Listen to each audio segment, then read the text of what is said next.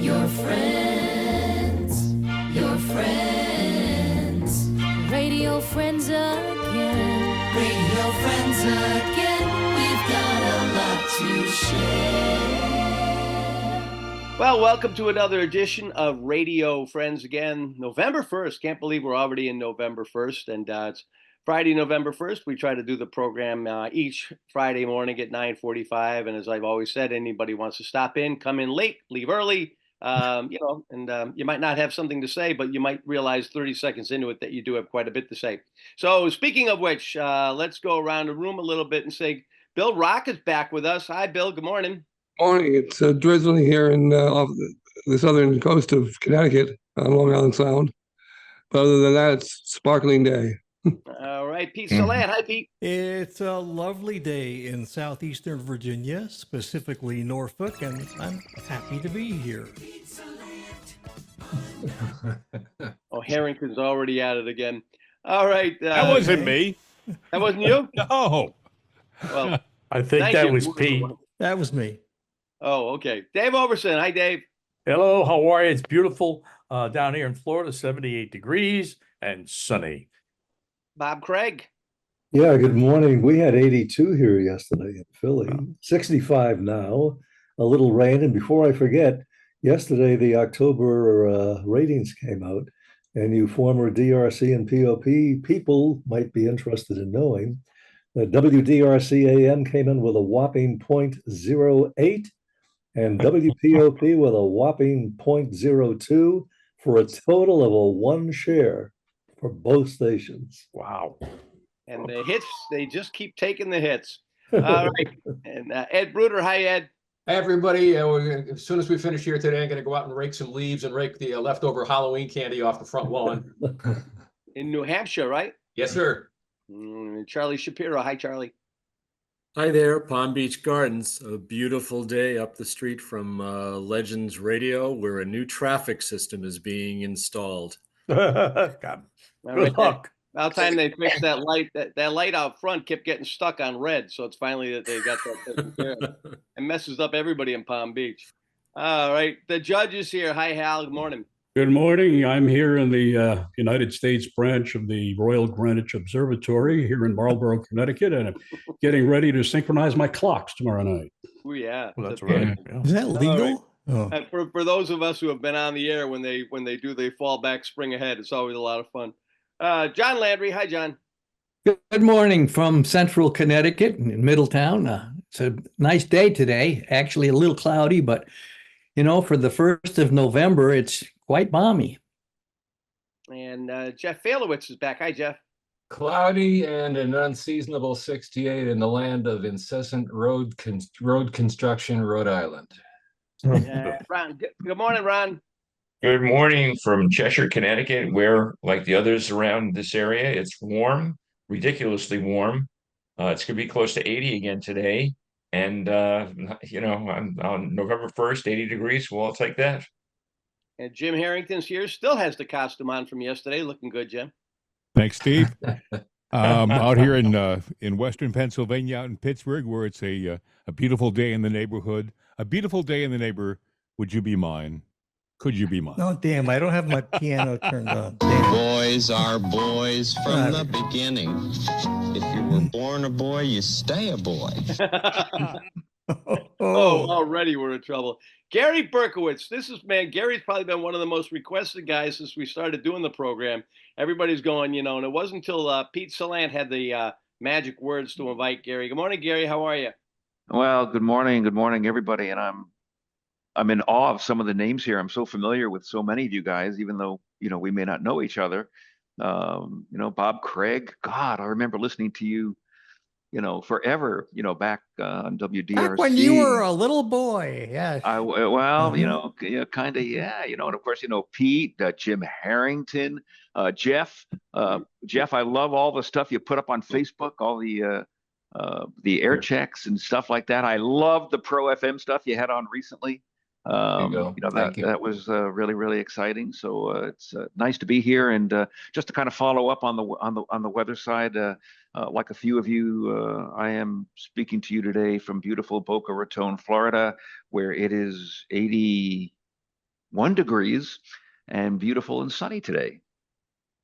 And I'm Steve Parker in Berlin, Connecticut, with guys with saws and a dog that's barking. It's a wonderful theater of the mind, as we have a back deck put on the house. So if you see me jumping around and trying to quiet things down, I may be doing that. The wonderful thing about Zoom is we can't hear it. Oh, good. Yeah. Terrific. That's great. And I think we have Bill Rock has been bringing us some great audio pieces. And we have a nice tribute that Bill voiced over for Bud Finch years ago when he went into the CBA Hall of Fame. Were they calling it that back then, Bill? So just to put it into perspective, this is what they had asked me to produce, which I did. I wrote it and I worked with Bud Finch on it. And Bud was inducted. I should say Bud was given the Lifetime Achievement Award. And this kind of summed his life up in 5 minutes. It's Once Upon a Bandstand. This voice, familiar to radio audiences in the greater New Haven area since 1939, belongs to Bud Finch. Today it's the Benny Goodman Orchestra with some rare signs from his... Bud can still be heard on WQUN radio, marking an almost 70-year career in broadcasting that predates television. Bud Finch's career in broadcasting developed in New Haven, Connecticut in the 1930s. While still in college as a musician, Bud played on one of radio station WELI's live music shows. My first radio program was a Benny Goodman type trio, piano, clarinet, and drums. I played the piano, and we had a vocal singer. We did tunes like Talk of the Town. While at Yale, Bud applied for a job at WELI and began as a part-time organist. After graduating from Yale by the 1940s, Bud expanded his role on the air at WELI as a staff announcer and a newsman. Chance of rain tomorrow. On December 7, 1941, while Bud was on duty at WELI, the news bulletin that informed Americans of the impending war broke into the station's regular programming. Bringing this important bulletin, the White House announces Japanese attack on Pearl Harbor. A date which will live in infamy. Bud entered the Army to do his part in World War II. He was fortunate to become part of the Army Air Corps' Glenn Miller Band. Bud was a musical arranger and announcer for a program called On the Beam, which aired on the CBS radio network. Features the band from the Army Air Forces School at Yale University, Captain Glenn Miller. With the war's end, Bud got married and returned to WELI, where he did a morning show for 15 minutes from 8 till 8:15 a.m., which later led to a long-form 4-hour morning show called The Coffee Club. You're the Cream in My Coffee was our theme song, and it was natural I played the piano because that was my instrument, and we were the only program in New England that had a piano or any kind of live music playing in the morning. By the 50s, Bud was in full swing at WELI. His morning show was the top-rated program in New Haven. Bud did the morning show for 25 years. Remember the good old days when the fish smelled and the prices didn't? I remember when you nibbled on a girl's ear and they called it passion. Now it's lunch. Cigarettes are so expensive now, for example, anyone with bad breath is bragging. Pioneering in broadcast remotes, Bud did his show from places like an aircraft carrier and the maiden flight of air service to New Haven. The 1960s were perhaps the most dynamic period of the 20th century. Mayor Dick Lee, a boyhood friend of Bud's, was changing the face of New Haven, and social unrest was rampant. In 1962, Bud created a format called Beautiful Music. Other stations began to copy it, so Bud turned to another format, Talk. The program RSVP went on the air the same week President John F. Kennedy was assassinated. President Kennedy died at 1 p.m. Central Standard Time. One of the traditions begun in the 60s and carried through the 70s were Bud's trips with his audiences. They flew all over the world. In the 70s, Bud trained Ron Romer to do his morning show, and Bud became a part of the WELI sales team. Bud was wearing multiple hats at the time, and we sat with him and discussed what his future would really be. And he determined that he really loved sales.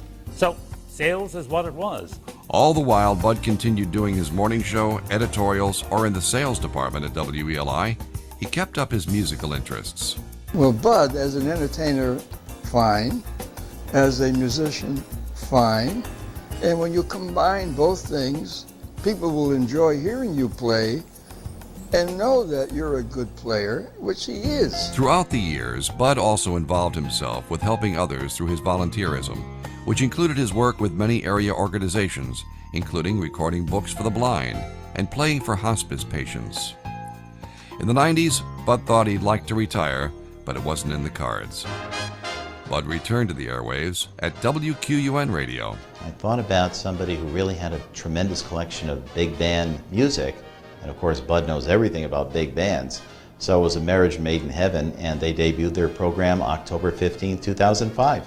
Bud Finch has had a wonderful career, which is still going strong. And here is the Benny Goodman Orchestra, Once Upon a Bandstand.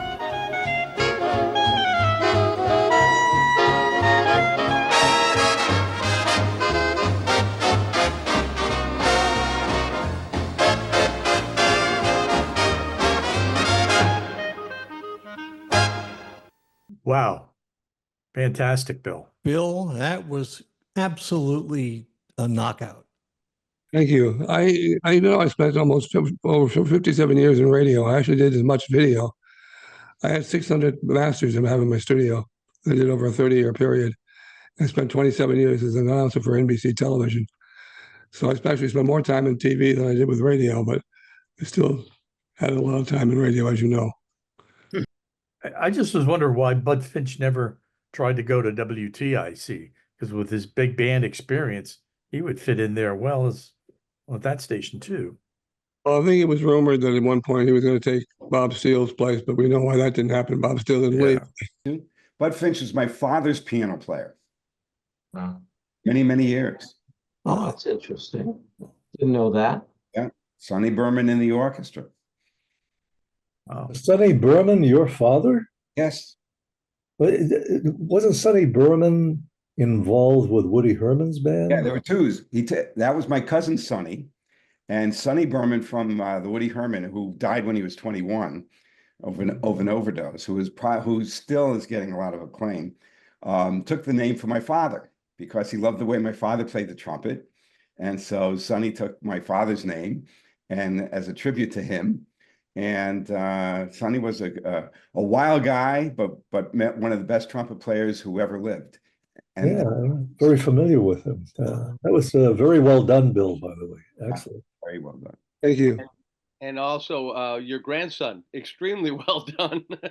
Well, you know, I had him on my show on Sirius XM. I was on it for 18 years, and I had him on most of the time. But he was very young. Your grandson? Yeah. No. I had him on since he was 5 years old. Oh God, how old is he now? 15. 6. God bless him, man. That's wonderful. Yeah, I'm sorry, guys. For all the technical guy. Anybody who knows me should know that I'm not the technical guy. No, you are the technical guy. It's just the ADD gets in the way, Steve. No, guys, I make them look good.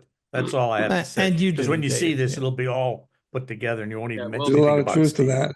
Yeah. Dave was Editing always, is everything. Dave was always my master there. So so let's Gary's joining us for the first time. So maybe everybody's got the 6 degrees of separation to Gary. So Gary Berkowitz, how are you, Gary? What's going on? You're right about that. I'm looking at the screen here and I'm seeing all these names that are,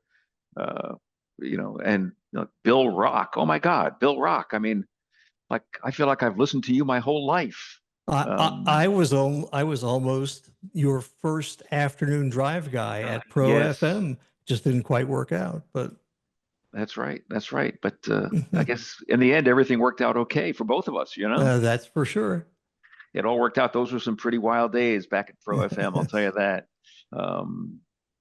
But yeah, I mean, after all these years, I'm still out there trying to keep radio alive, I guess, as best as I possibly can. Larry, give us the bio. Where did it all begin, and when? Okay, I don't want this to be it all began at a small radio station, but I'm originally from New York. I grew up in Oceanside, Long Island, listening to WMCA and WABC, and I actually started working at a little AM station, WGBB, which at the time was owned by Susquehanna out in Freeport, Long Island. I was I'm a actually WGBB alumni. Yeah. Well, I started working there, not working, but I was an intern before they had the word intern. Like nobody used that word intern, but that was me. I was the kid who used to just go there and hang out. I'd knock on the door and some of the DJs would let me in and we became buddies. And eventually they actually put me on the payroll to kind of like just be there on the weekends, helping out the jocks, and I'd clean up the building a little bit, empty garbage cans and go out, get coffee and get lunch for the jocks. So it all began over there. Then I went up to Emerson College in Boston. While at Emerson, I did some weekend work on Long Island at WTHE. Ended up working summers for Bill O'Shaughnessy at WVOX in New Rochelle. Oh, Bill O'Shaughnessy, yeah. Yeah, that was a great experience being on the air and summer relief over there. And then when I went back up to Emerson, this had to be like, I don't know, maybe my second year. I went to work up at WCAP in Lowell Lawrence for a little bit.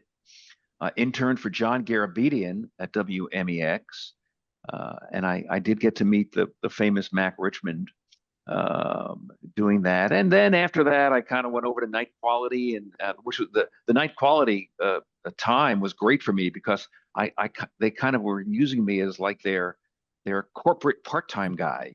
They'd call me on Wednesday and say, hey, can you do mornings up in Portsmouth at the WHEB, and then can you get out to Fitchburg to WEIM, or can you go down to Fall River, WSAR? So I did that for a couple of years, and it was great because Night Quality was, looking back at it, they were really on it as far as programming went. They had a group program director who was John Garabedian, by the way, when I was there. They had TM jingles at all their stations. Their audio processing was just great.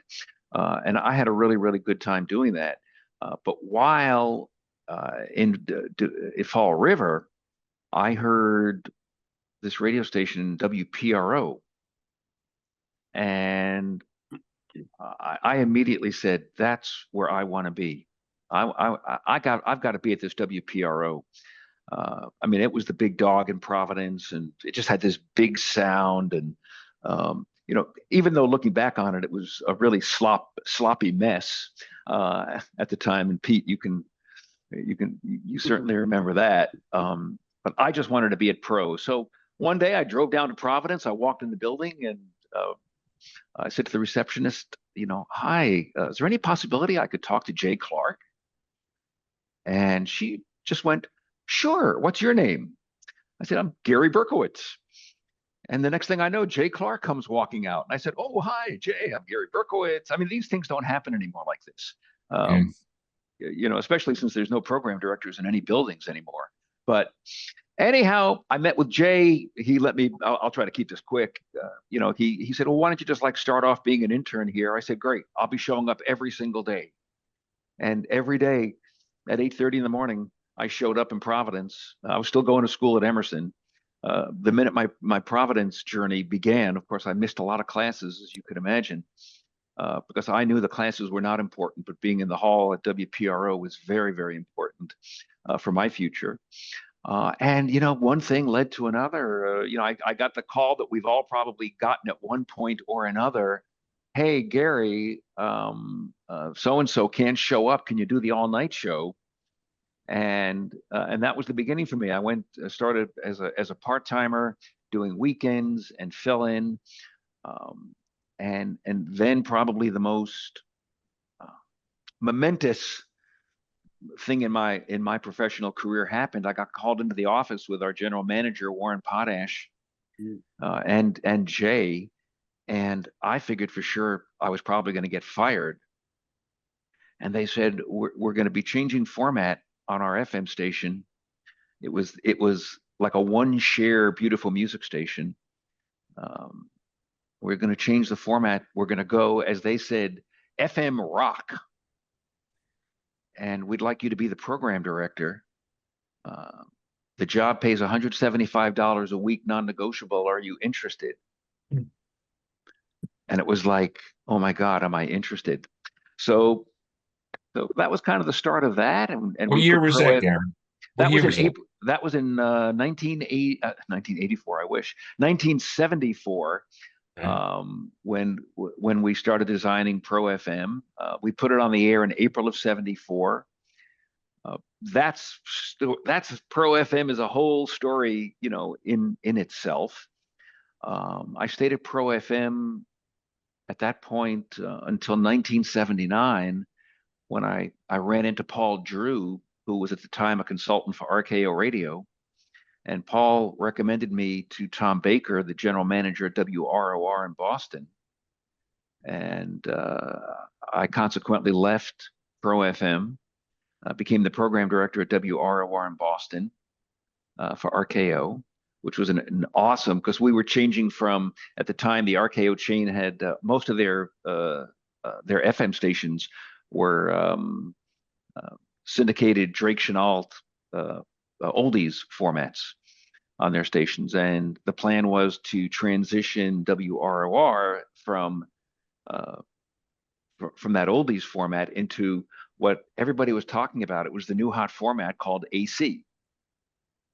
And so I did that at WROR. Awesome experience. Got a phone call about 2 years later to go back to Providence, but this time to go back as PD and operations manager for both of their stations, for WPRO AM and WPRO FM, which I did. And after 2 more years, I ended up going back to WROR. So I was swapping between Boston and Providence for a good many years, until the fateful day in 1983. There was a big shakeup at WROR. They blew out my GM, Tom Baker, and I was about a month behind him. I was fired Thanksgiving week on a Monday.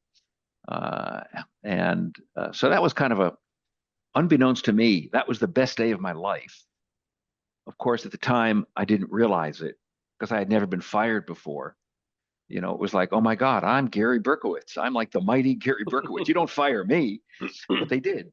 They did. And so that was in November. By February, I had begged my way back into Capital Cities, who owned WPRO.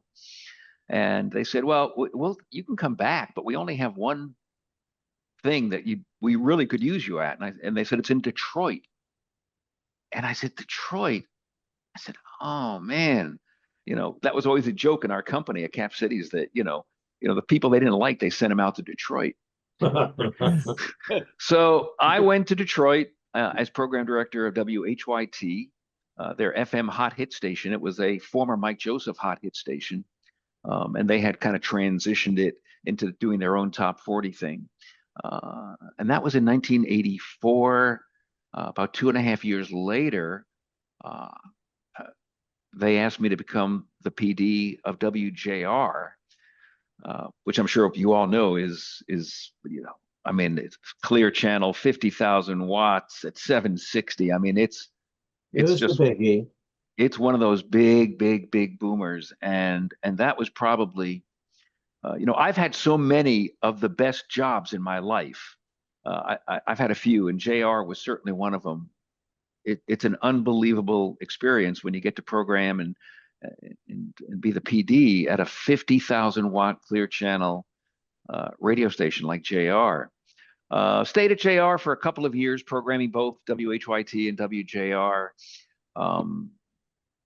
Then I made a change and went to work for a couple of friends of mine. You may know the names Lee Simonson and Barry Mayo, but they were buying radio stations in Chicago, and they bought a station in Detroit. I went to work for them for a couple of years at WKQI, and we developed what at the time was kind of like a new format called Hot AC. So we put that on up at WKQI, and very shortly into my tenure at WKQI at Q95, I realized that I had kind of, I felt like I had reached my point of working for these radio stations. I think the politics and all of the all that stuff was getting to me a little bit. And I said, you know what? I want to give a shot at working for myself and doing for a lot of radio stations. What I do, what I've done for Pro and WHYT, WROR. So I became a programming consultant in 1991. I think was probably when I kicked that one off.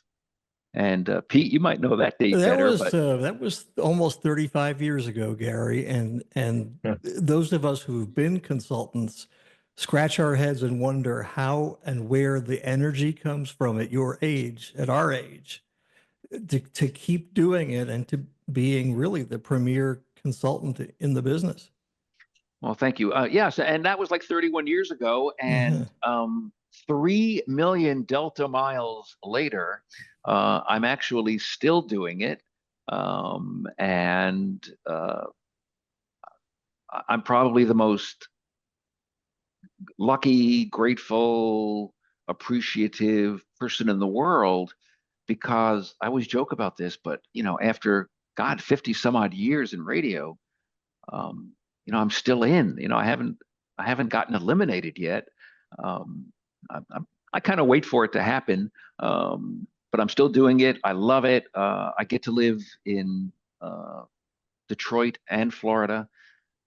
We're in Detroit in the spring and summer, and we spend our winters down here in Florida. I've got a fabulous life.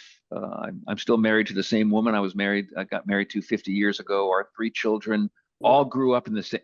They all grew up in the same house in Detroit. They're all doing great. And again, the end of my story here is that I'm still trying to do great radio every single day. And people always say to me, when are you going to call it quits? When are you going to retire? And I always say to them, well, as long as there's one check coming in, I'm in. If there's one check, I'm in. When there's no more checks, I said, maybe I'll do it pro bono. Who knows? Mm-hmm. Well, Dick has quite a history in Detroit too. Dick, you must have heard a few things there that Gary was saying that sparked some memories for you. Well, I mean, I know Gary actually. I think we first met when you were at PRO and I was running PLR back in the 70s. And we had a correspondence from time to time. And what do you live in Detroit? I'm just curious relative to where I live, because I was part of the great Jewish mass migration back in the 50s to north of 8 Mile Road. So I was just right about that. Right. Well, the Jewish community, they're like a tribe. They all moved together. So it went from Detroit to I want to say from Detroit to Southfield. Southfield, yep. And then it went from Southfield to Bloomfield, West Bloomfield, Bloomfield Hills, Birmingham. Right. And that's kind of and when we moved to Detroit in '84, Dick, we moved to West Bloomfield. Yeah. And we're in a different house now, but we're still in I'm still in 48323, and we're still there. And the tribe of Jews are still, they're all within about a 5 mile circle of where everybody is. These days it's changed a lot over the past 40 years. Well, it's certainly coming back now too. That's what's great about it. Yeah, Detroit is definitely coming back in many, many, many ways. There's a lot of activity going on. But yeah, I mean, it's great up there. We love it up there. But I love Florida even more. So I understand. Well, you and I compared notes at NABs back in the 70s, and we've maintained a correspondence from time to time. But I always wanted to ask you, since you were talking about Detroit. Now, did you ever get to know Steve Goldstein? Yes. You must have. We got to get him on this too. We got to get him in here. I actually replaced Steve at WHYT. Steve was the program director before me in '84. So I followed him at WHYT. And then he went to Cap Cities, as I recall, and then he came east. I mean, he was from the east, then he went there, then he came east. Right. He went out to Detroit. I don't remember where but he stayed in Detroit after WHYT. He went to work for Ed. He went to work for Ed Christian at WNIC. Oh, Ed Christian. Oh, yes. So he worked for Ed at the time. Was the general manager at WNIC, and Steve was his program director. And you had in that market, you had one of the best morning drive guys besides J.P. McCarthy, who was a little, could have been a challenge to work with. I bet you also had Dick Purton. Well, I'll tell you about that. So I am one of two program directors who was both J.P. McCarthy and Dick Purton's program director. Okay? Well, you can tell the difference. So I was the PD for both of them. And you may be surprised at what I'm going to tell you. Okay. I cherished Joe McCarthy. In all my years of being in radio, and I've been very, very lucky. I've worked with some awesome talents. I worked with Salty Bryan in Providence. When I was in Boston, oh my God, Frank Kingston Smith, and Joe Martell and some of the fabulous talents in Boston, in Detroit. So I've really and there was nobody like J.P. McCarthy. Well, he was the personality of Detroit at that time. Yeah, and I'll give you a great story about J.P. McCarthy just to show you the kind of guy he was. When they had asked me to be the PD at WJR, the reason that happened was because I was constantly going to my general manager as the PD of the FM Top 40 station, and I would say to him, Ron, how can you let WJR sound the way it sounds? I said, it is awful. I said, it's an embarrassment to listen to this radio station. It is. He goes, well, the radio station, we're number one. I said, but you sound like crap. I said, this could be so much better. And, which is a pretty ballsy thing for someone to say to a general manager of a 50,000 watt, station that's number one in Detroit. But JR was like awful. And so he said, well, why don't you become the program director and you can make it better? Because I think, looking back on it, he knew that the station needed a lot of updating and he knew it needed to be freshened and all. And so I said, of course I want that job. I said, but before I say yes, I've got to meet with JP because I want to make a lot of adjustments. I never use the word changes. I want to make a lot of adjustments on that radio station. And I need his blessing. Because if I don't get his blessing, it's never going to work. Because if JP McCarthy didn't want to do, you could put out all the memos you want about, okay, guys, here's how we're going to do the top of the hour. And okay, guys, here's how we're going to do this. And here's how we're going to do it. If JP McCarthy boycotted you, you were dead. That's just how that station ran. That's right. That's right. So, we set up a lunch and I must have spent countless hours prepping for the lunch. I put together a whole presentation on what I wanted to do and all the changes I wanted to make on JR and, blah, blah, blah, blah, blah, blah, blah. The day comes, I am shaking like a leaf at this point that I'm having lunch with JP McCarthy. And I'm going to pitch him on my plan for the future of WJR. And it was pretty big book. Anyway, we get to the lunch. We're sitting there making some small talk. And I said, Joe, I've kind of summarized everything on the first couple of pages of what I'd like to do with JR as the program director. I said, and I'd like you to look at it and tell me what you think. And as only JP McCarthy could do, he takes it. He had his glasses down on his nose, and he's kind of reading through it, looking at it. He's looking at it, and I'm sitting across the table from him, and I'm like, my heart wants to pop out of my chest at this point because I really wanted that job, but I wasn't going to take it if he didn't buy in. And he puts down the book. He puts his glasses back up. He looks me in the face and he said, I absolutely hate everything you've got here. Yeah. Yep. He said, but I know we have to do this stuff if we want to remain the WJR that we all want it to be. So Gary, I hope you'll take the job. You've got my support. So please say yes to Ron. Well, that's quite a story. That's a great story. He was an amazing guy. I used to do Aircheck sessions with him. He was always so open to how to become better and how to handle things. Probably he was probably, of all the morning guys that I've had the chance to work with, he was probably the biggest one of all of them. Not only the biggest one in ratings and in salary and but he was the guy. I mean, he was one of the big guys, and he was the most cooperative of all of them to work with. So I love JP McCarthy. It taught me a lot. It got me ready for Dick Burton over at Q95, and Dick was a very different personality, very, very different in every single way. Not nearly, just different. And I'll kind of leave it at that. Well, that's kind of how he would get in trouble from time to time.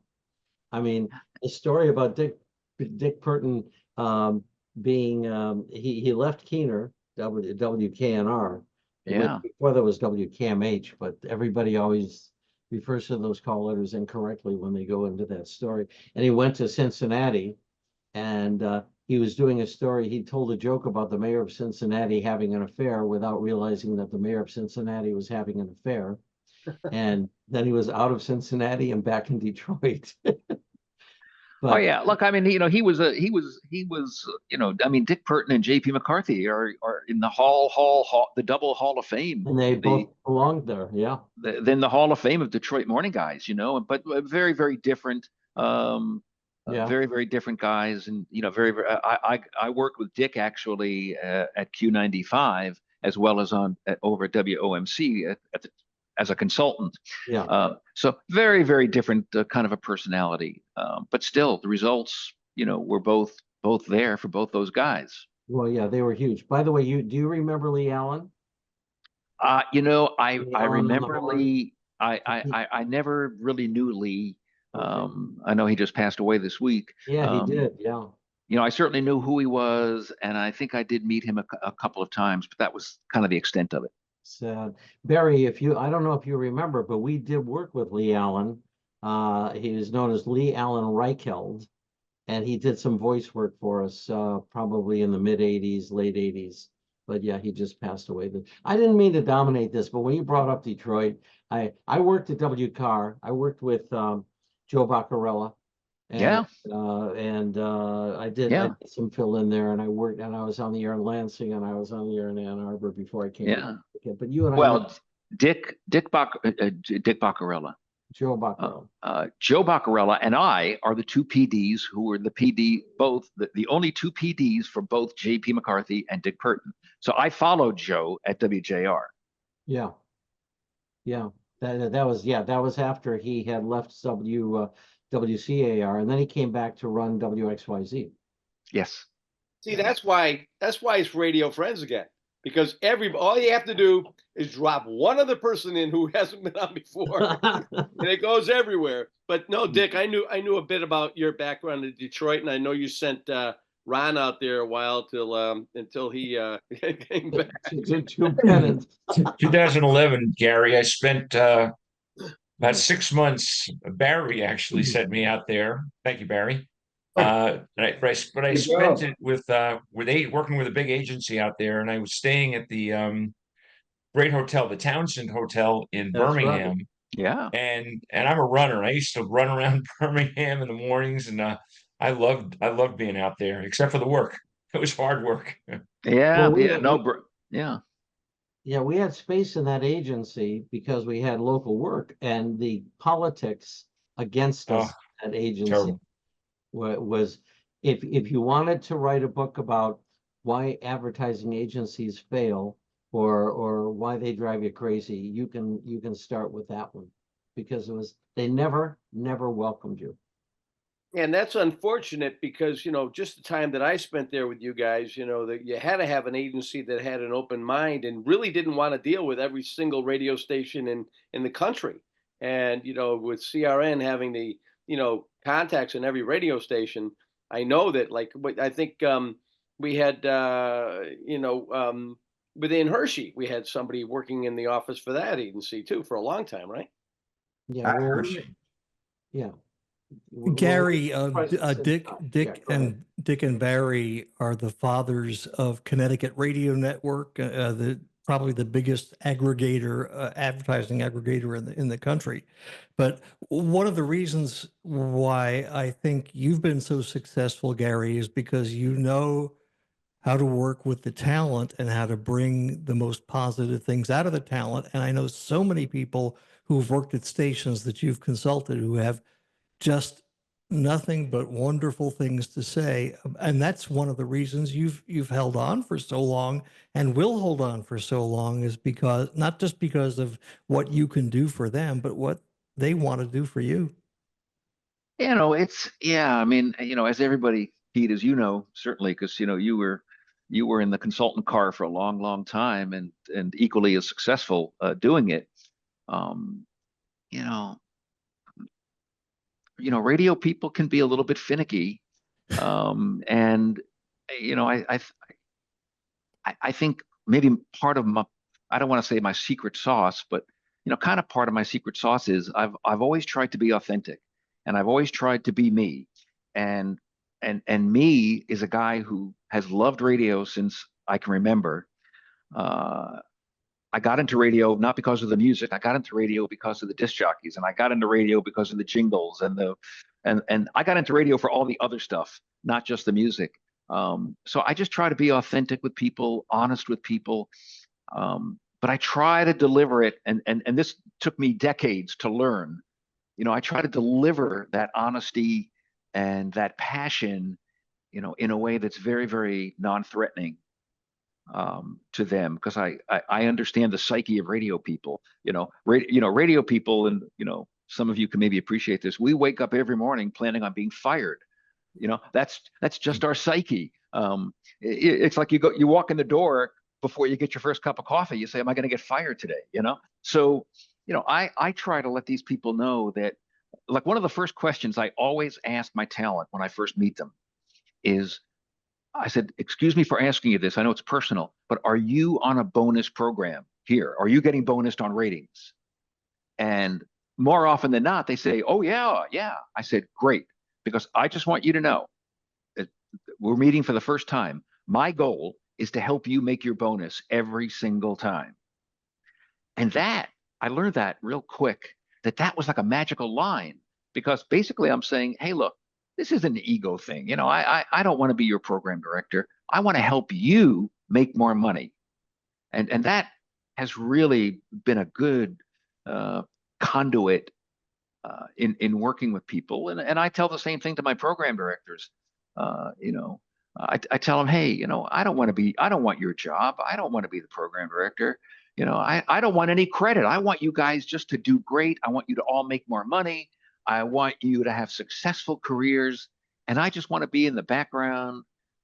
That's the reason in all the years that I'm doing consulting, I've never taken out an ad that said, "Congratulations, Pro FM Providence." I never took the credit for the rating success of the many, many, many stations that I've worked with over the years. I want the station to have that success. All I want is a signed contract, and I just want to get my check every month and do everything I can to help them hit their goal. And it's worked out pretty well. I mean, look, there have been a lot of bumps along the way. And again, Pete, I'm sure you've had you could write a book about the bumps. So I didn't have the stomach to sit out past the 1996 stuff, and you did.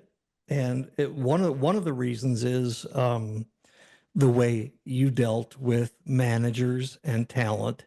One of my dearest friends in the entire world, the late Kurt Hansen, talked about you every time we saw each other. And I'm sorry, there's a couple of guys here who also called Kurt their best friend, and he credits you for the success of WEBI in Connecticut. That's one of the connections that you have to Connecticut radio, is having worked with WEBI for so long. Yeah, WEBI was one of my first clients in the early days, and Kurt was an incredible guy on so many levels. When I first met him, I went, "Oh my God, this is some whacked out." I just thought he was like some stoner guy. Yeah, right. Totally. But it was Vince Cremona was the general manager. Kurt was the ops manager. Danny Lyons, who's still there, who is here sometimes on Fridays. Yeah, Danny was there. I mean, we had an unbelievable run at WEBI 108, and Kurt was just an incredibly good guy, effective programmer. And he grew up. He grew up while you were there. So yes. Very, very much so. But yeah, that's a good way to put it. I said, I got back from that first visit at WEBI, and I went, "Oh my God, a total stoner," which was okay because I went to Emerson College. I was used to that.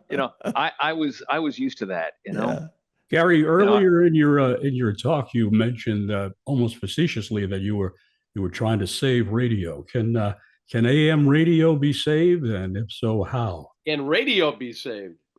Good radio. Yeah. They're both, I think that they're both good questions. Man, that's a tough one. The answer is yes, by the way. Okay. And the answer is yes, because I don't think we have another choice. We just don't. I think one of the big problems with radio is, and it's great to philosophize, for me or anybody to philosophize about all this kind of stuff. It's another thing to figure out how to get the people who are in control to listen. And I think we all know the answers, what are radio's problems. But the minute you bring them to owners and the minute you bring them to the people in charge, they don't want to hear it. Case in point, I had a discussion with the general manager and the owner of a big CHR top 40 radio station that's having a hard time right now. And they said, "Gary, it's not, what do you think?" And I said, "Here's what I think." I said, "You guys are no longer a top 40 radio station. Here's what you got to do. You got to focus on 12 to 24-year-olds. That's the target for this format. And what you have to do is you have to play the 50 most popular records in America. So today, just go to the streaming chart, pick the top 50, divide them into 3 categories, and play the hell out of those songs, and stop with all this 25-54 crap, and be a top 40 radio station." I said, That's what WABC was. That's what Pro FM was. That's what WRKO was. I mean, on and on and on and on and on. And they look at you and they go, 50 song playlist. I go, that might be too much. Maybe 30. And just play the hell out of these songs, and don't let the record guys determine, because of the promotions they offer you, which songs you play. Play the most popular songs. Play them a lot.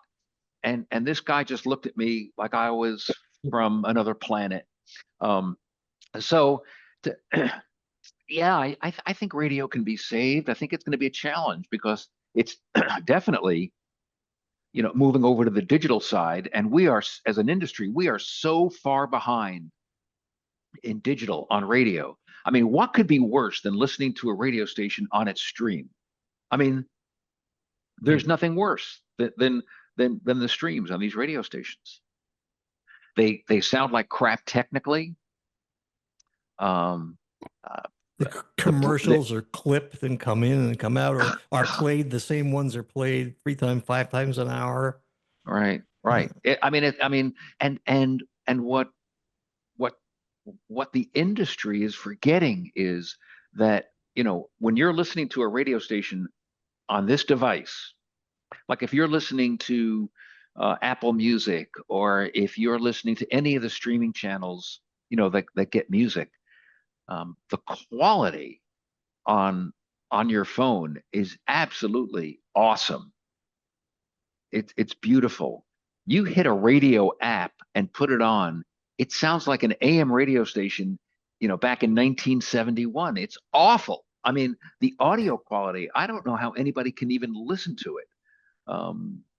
It's a transistor radio, Gary. When I noticed right away when I was listening through the iPhone, it's a transistor radio. It sounds exactly the same as an old Channel Master. Yeah, it does. But you know what? The minute you open this thing up and you listen to Pandora, or if you listen to Apple Music, it sounds beautiful. The quality is just absolutely, because they take pains to do it that way. They do. I mean, I work. One of my clients is AccuRadio, and I mean, I can tell you that when we talk about quality. 99% of the time is the quality of the channel and the listener experience on the channel. And in radio, they just plug into the back of the Optimod or whatever processor they're using, and they feed the stream, and it sounds like crap. So it's really challenging with radio today, and I've kind of gotten to the point where I don't think I can save it, but all I can do is the very best to get the best ratings for the people who I work for, and try to help them balance the economic side of radio with the programming side of radio, which is a real challenge. With promotions. I mean, if you heard some of the stuff that comes up on these radio stations, I get calls from the PD, who tells me, well, the GM just put this promotion on the air. He said, I want to let you know about it, so when you hear it, you don't flip out, and letting the general manager of a radio station put promotions on the air is like letting the guy who makes your hamburgers do surgery on you. Yep. Hey, listen, excuse me. I know, because Dave's going to be giving me the signal pretty soon. As far as getting out of this part of it, does anybody? I mean, really, Gary, just so many things that you said here, and they're just really hit home for everybody listening. But is there anyone who had a question they wanted to throw at Gary? And Yeah, Dave, I've got one. I know Dave hates when I go, oh, before we finish up, but I figured I'll do that now. If anybody has a question that they would like to give, Gary, we're talking here about saving AM, or what is going to happen with AM. When you're talking about AM radio, you're listening to an AM radio. I mean, you could be listening to a stream, could be anything. Yeah. But so as far as AM is concerned, I think as far as AM is concerned, it's technical. The problem is technical. What they're putting in cars is crap. There was a great thing on YouTube. It was a presentation on YouTube that the chief at WQXR made back in 1993 to show the difference. I don't know if you ever heard that. No. It's a great thing. It's a recording off an AM radio, one that was made at that point in time, which was 1993.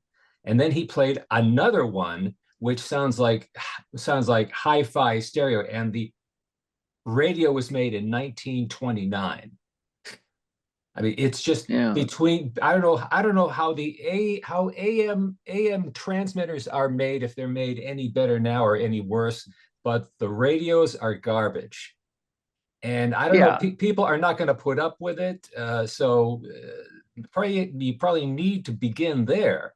I mean, radio is free, and why people don't gravitate to it, because there's nothing to hear. There are some top-rated AMs now, as you know, depends on what is on it, but the sound quality is lousy. Well, that was mandated, Jeff, by the federal government in 1980 something. The NRSC committee decided that AM, the highs would all be cut off above first 10 kilohertz Right. and 5 kilohertz, and it started sounding like this. And there was nothing any station could do except comply. Yeah. All right.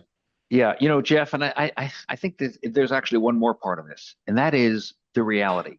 And you know, one of the things that I've always adopted is that change is inevitable, and Sure. the world changes every single day. And you know, radio, I'm sure that everyone on this call can talk to how much radio has changed over the years, and I don't necessarily look at it as whether it's change for the good or change for the bad, but things are always changing. And I decided a long, long time ago that I was going along for the ride, and I was going to jump on the change bandwagon and go with it, and learn and be on top of the technology and accept the fact that change is inevitable. And I think the fact of the matter is that nobody under the age of 50, you know, really knows what, you know, AM radio is, nor do they really care about it. So I don't have a lot of hope for AM, you know, going down the road as a technical. I do think that there are great brands though that are on AM, you know, that if you put them on FM would have a really, really good shot. Sure. Just to share a quick story, you know, Cumulus, you know, it's no secret, but Cumulus is on the verge of bankruptcy again. And at one point, a group was interested in buying the Detroit cluster from Cumulus. And, you know, they were inspecting all the books and going through everything. And the Cumulus cluster at the time was 2 FM stations and 2 full-powered FM signals, both WDVD and WDRQ at the time, and WJR. And my opinion was that I said, guys, if you get this, what I'm going to recommend is that you rebrand and rebirth WJR on 93.1 as today's WJR. I said, but it's going to be nothing like today's WJR. It's going to be a whole new thing. And they looked at me, as I knew they were going to look at me, and they were going to say, and they said, well, what are we going to do with this 50,000 watt AM radio station? Which, by the way, going back, what Bob said earlier on, I mean, WJR is like rated 19th or 20th in Detroit right now, and demographically, if you look at 2554, they're like, I don't know, 25th or something like that. I mean, it's crazy. I mean, their ratings are so bad. So I think that there's a life for for information and these kind of formats, but it's probably going to be on the FM side. I mean, I hate to be negative, and I wish I could say to you, oh my God, yeah, but you know, and the other side of it, Jeff, is that I think digital, it could be giving these AM stations a whole new, you know, lease on life. But the problem is, if you look at the programming, look, nobody wants to. Radio is about the talent. Radio is about the people. Radio is about it's not necessarily about the music. And all that's going on now is talent is getting let go on a daily basis. A day doesn't go by. This morning, if you pick up and read Ramp, Providence, Cumulus and Providence took their station. They're changing format on the station, and 10 people were fired. You know, young people today, what we all went through in our early days of getting into radio, you know, being interns and hanging out at the radio station, and just your whole life revolved around it. They don't do that today. It's a whole different story. And therein lies the rub, what you were mentioning before. There's no, or good lack of professionalism. There is no excitement. Radio is not bigger than life. We were attracted to it because it was so goddamn exciting to listen to the jingles. Even the commercials were creative, whether on a national level or a local level. It was just one after another, the unpredictability. When the AOR station started, they were unpredictable what they were going to play next. and they made it exciting. There's no excitement. And when you listen to Nothing. Dick Summer on WBZ, and you never knew what was going to come next, but you knew it was going to be entertaining. But you're dealing with a different generation, a totally different generation that That's is it. getting larger and larger and larger. And here's my observation is that radio still has not come to the understanding that it has become and must become a one-to-one medium. We screw around with trying to be one-to-one, but if you think about how somebody 25, 35, 45, and even older, how they're using media today, they're using social media to connect with people on a one-to-one basis. And all we hear from the general media is bad news most of the time. And we hear people talking at people. Podcasting still lives today because you've got people talking with people. There's got to be a way for broadcasters to take on the mentality of social media in a way on radio where listeners actually might look forward to hearing something that they sent in or posted into the radio responded to. And what happens is that they tell people, you know, I made a post on TikTok or I made a post on the radio station and he talked about it and got other people that posted similar things. And hey, this could be really interesting, as opposed to just having to listen to people talking in less personal terms, because it's just a different world. Yeah, and you know, I'm actually go ahead. I'm actually working on a very exciting project. I'm in the middle of it right now. One of my clients, we decided to change format and go classic hits with the station. It's up in Scranton, Wilkes-Barre, Pennsylvania. And basically, they handed the station over to me and they said, just do it. They gave me a budget, and a pretty substantial budget. I've got a full air staff from 6 a.m. to midnight. It's all voice track, and it's all my guys are all over the country. But we're using Zeta software, which is as good as it gets. It's an interesting radio station. My jocks do approximately 7 breaks an hour on this radio station. Okay, I mean, this is not like, you know, the liner voice guy, you know, and dead segues. I'm using jam jingles from the 70s and from the 80s. I'm using Earl Mann as my voiceover guy. This is like, I call it classic top 40 radio. People say to me all the time, Gary, this station sounds like Pro FM in 1975. And I said, bingo, that's exactly the way it's being designed right now. The jocks don't have liner cards. The jocks, I gave each jock a paragraph that said, here's what we want to do here. So this radio station is kind of a combination of WABC, because we do have reverb on the station, by the way.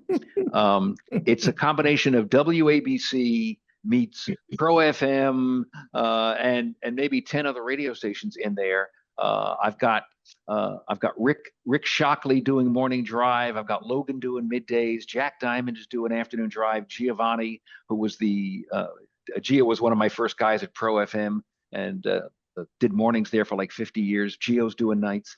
This radio station is pretty exciting to listen to. It's listentomix.com, by the way, if any of you want to check it out. But it's really the way radio was, but it's being done in a very, very today's style.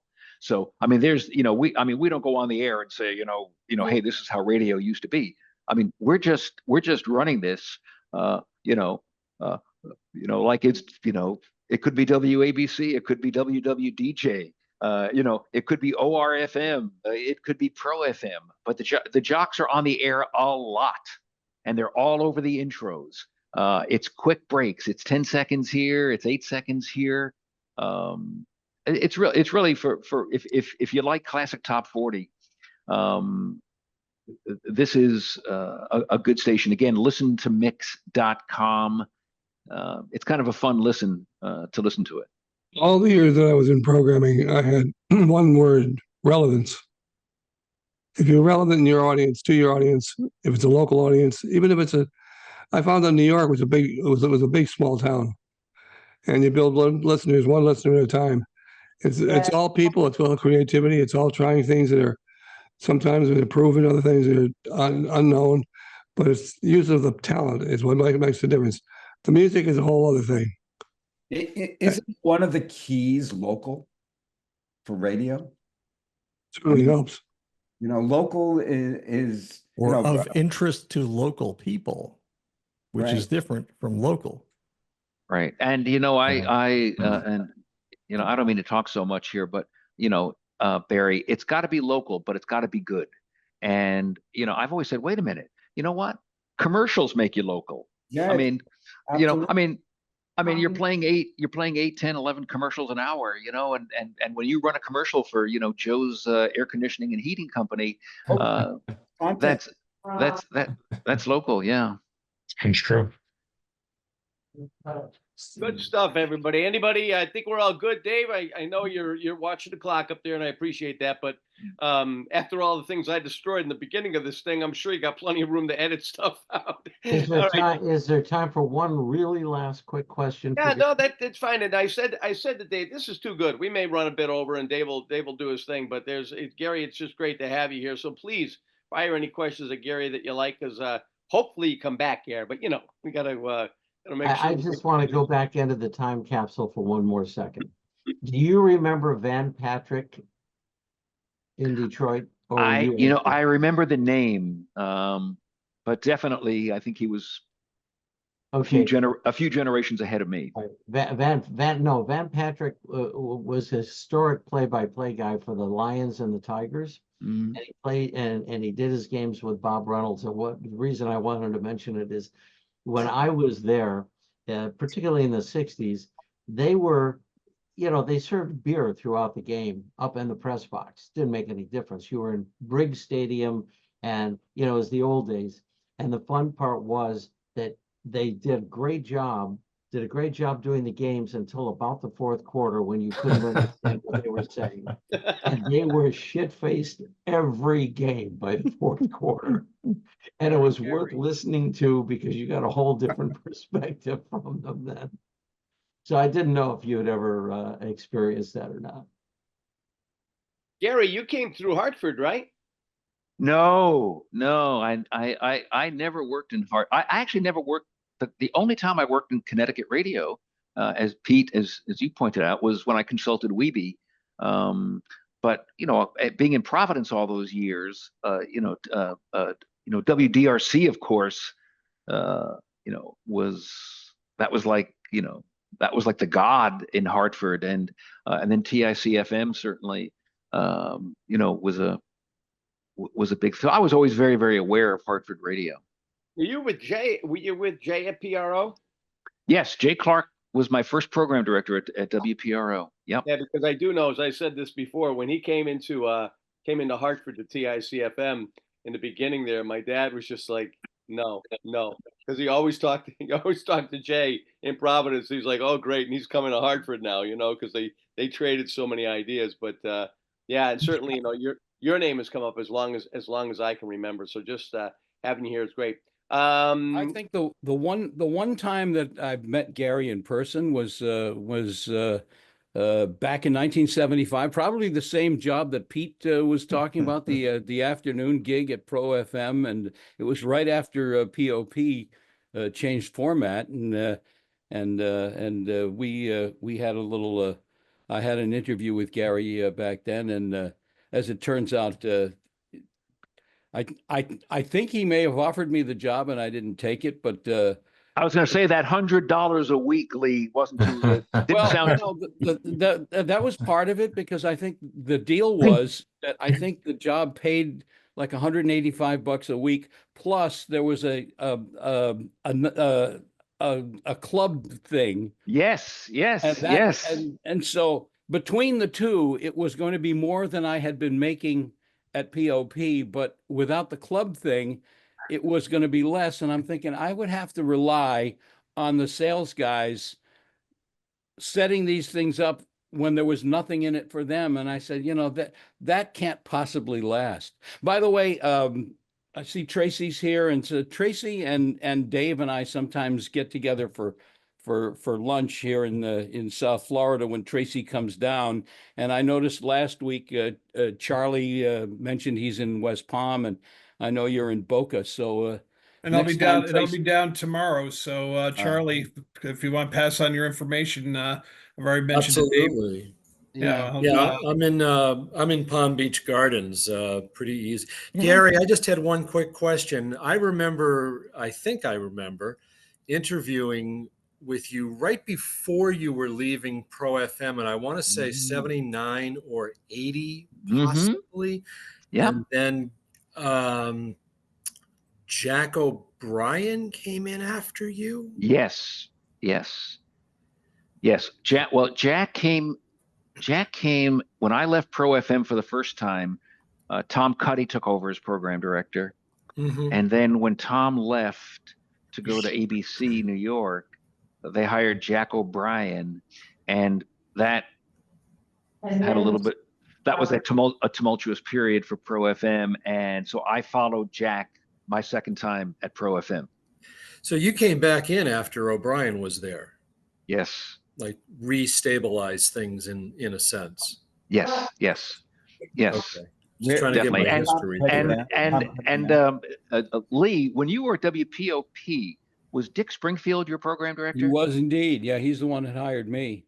Because Dick was a good friend of mine, and I don't know if you were on the call earlier, but when I was at my first gig, when I was an intern in Long Island at WGBB, Dick Springfield was the first all-night guy at WGBB. Wow. And eventually WGBB was part of the group when I was at POP. It was originally owned by Merv Griffin, and then they merged with Beck Ross, which I believe owned WGBB. That became Liberty Broadcasting. Yeah, it was. But Dick and I were good friends, and he went on to work for the research group, and we did a lot of work together over the years. But Dick was a wonderful, wonderful guy. And he really was a good guy, and he was good at stealing other people's ideas as far as program. He was not so much of an innovator as an incorporator, but he was good to work for, and definitely a good guy, and definitely gone way too soon. Beck Ross owned WGLI on Long Island. WGBB was Susquehanna. Okay, right. That's correct. That's correct. But Lee, let me go back to that Dick wasn't the greatest innovator. I always say it's much easier to imitate than innovate. Yeah. So there you go. I've had a he knew which ideas to take.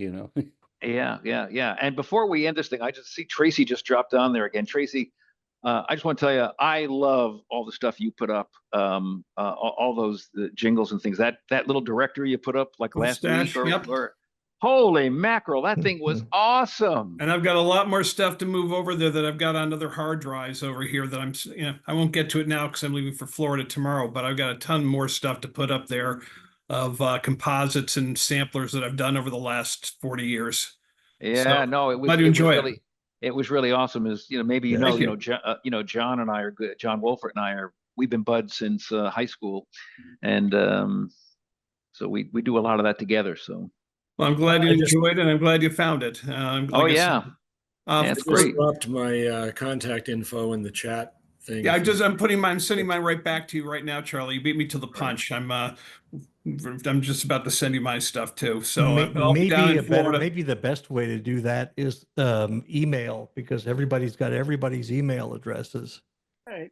Well, listen, we can tie this up backstage if you want, guys. I just want to wrap out of the recording right now because Dave has got his face turns all kinds of colors. But between Ed Bruder, Jeff Falewicz, and Tracy Carmen, if you can't find it in jingles and air checks, there's something wrong there. So having you guys on there is really, really wonderful. And check out listentomix.com. and see what Gary's doing, because Gary, you definitely nailed it. I mean, as far as the talent goes, that's it. You know, I mean, really, really. And I say this tongue in cheek, but if all of a sudden, you know, we had Taylor Swift or Howard Stern or somebody who had such a strong following out there, all of a sudden be on AM radio across the country. I mean, you know, it's talent, you know, and you hear a name that no matter what, you want to run to it, but that's a lot of work. But hey, I'm going to get out of here, guys. But again, I want to just real quickly go around. Special thanks this week for Bill Rock being with us, Pete Salad, Dave Overson, the Judge, Charlie Shapiro, Ed Bruder, Bob Craig, John Landry, Jeff Falewicz, Ron Pell. Look at it, Gary Berkowitz over there, Lee Gordon, Dick Galt, Barry Berman, Jim Harrington, and Tracy Carmen as the Beaver. So that's a lot, you guys. It's really great, and we'll be looking forward to seeing you next week on the next edition of Radio Friends Again. I believe that's going to be November 8th. And just a reminder, if you know anybody who's going through a tough time, our thoughts and prayers go out to Walt Pinto, a.k.a. Ken Clark, because we know he's struggling right now. But anybody's going through any issues, whether it's physical or financial or whatever, remember the Broadcasters Foundation of America.